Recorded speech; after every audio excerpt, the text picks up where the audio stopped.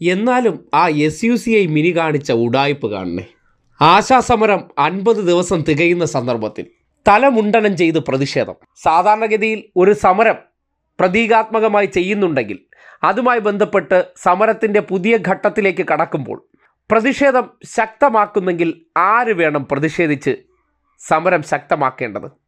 അതിനെ നയിക്കുന്ന നേതാവല്ലേ?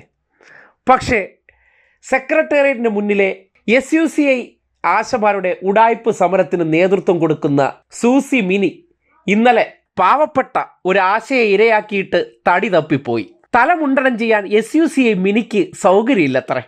അത്രമാത്രം ആ സമരത്തോട് ആത്മാർത്ഥതയുണ്ട്, അതിനോട് തീവ്രമായിട്ടുള്ള ആത്മബന്ധമുണ്ട്.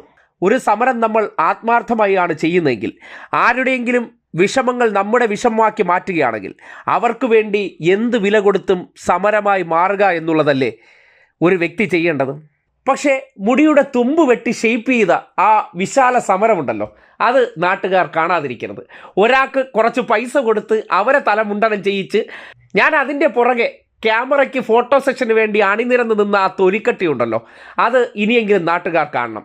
സമരം ചെയ്യുന്നു എന്ന വ്യാജേനെ സതീശൻ്റെയും സംഘപരിവാറിൻ്റെയും ദിവസപ്പടി പറ്റിക്കൊണ്ട് SUCI മിനി ചെയ്യുന്ന നാടകത്തെക്കുറിച്ച് നാട്ടുകാർ മനസ്സിലാക്കണം.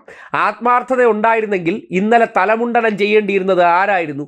ഈ സമരത്തിന് നേതൃത്വം കൊടുക്കുന്ന SUCI മിനി ആയിരുന്നു. പക്ഷേ മിനി വിദഗ്ധമായി അവിടെ നിന്ന് തടിയൂരി പോയിട്ടുണ്ടെങ്കിൽ, അതായത് സമരം എന്നൊക്കെ പറഞ്ഞുകൊണ്ടേ എനിക്ക് എൻ്റേതായിട്ടുള്ള ചില സൗന്ദര്യങ്ങളൊന്നും നഷ്ടപ്പെടുത്താൻ പറ്റില്ല, അല്ലെങ്കിൽ എൻ്റെ മുടിയൊന്നും അങ്ങനെ കളയാൻ പറ്റില്ല. അപ്പോൾ അതിൽ നിന്ന് എന്താണ് നമ്മൾ വായിച്ചെടുക്കേണ്ടത്? എന്താണ് നമ്മൾ അതിൽ നിന്ന് മനസ്സിലാക്കേണ്ടത്? ആ സമരത്തിൽ SUCI മിനി, ഏത് മിനി? SUCI ഷാജിർ ഖാൻ്റെ പൊണ്ടാട്ടിയായിട്ടുള്ള മിനിക്ക് വല്ല ആത്മാർത്ഥതയൊന്നും ഇല്ല. എന്ന് ആ വരുന്ന വരുമാനം നിലയ്ക്കുന്നോ, ഈ ക്യാമറകൾ വരാതാകുന്നോ, അന്ന് പൊടിയും തട്ടി വീട്ടിൽ പോയിട്ട് അടുത്ത രാഷ്ട്രീയ നാടകത്തിന് വേണ്ടി കൊട്ടേഷൻ എടുത്തിട്ട് പുതിയ വേഷവുമായിട്ട് വീണ്ടും മിനി അവതരിക്കും. നേരത്തെയും കോട്ടയത്ത് മിനി ഫിലിപ്പായിരുന്ന കാലഘട്ടത്തിൽ ഇതുപോലെ കോൺഗ്രസിന് വേണ്ടിയിട്ട് ചില ഇടങ്ങളിലൊക്കെ തെരഞ്ഞെടുപ്പുകളിൽ കോൺഗ്രസിന് വേണ്ടി ചാവേർ മത്സരത്തിന് കോട്ടയത്തെ ചില ഇടങ്ങളിൽ ഇറങ്ങിക്കൊടുത്തിട്ടുണ്ട്.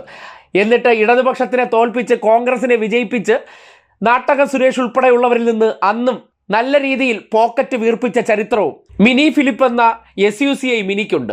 അതുകൊണ്ട് ഓരോ സാഹചര്യത്തിൽ ഇടതുപക്ഷ സർക്കാരിനെ താഴെ ഇറക്കാൻ വേണ്ടി ഓരോ കഥാപാത്രം കെട്ടിവരുന്ന 916 ഉഡായിപ്പാണ് SUCI മിനി എന്ന് ഇന്നലത്തെ സമരം തെളിയിക്കുന്നുണ്ട്.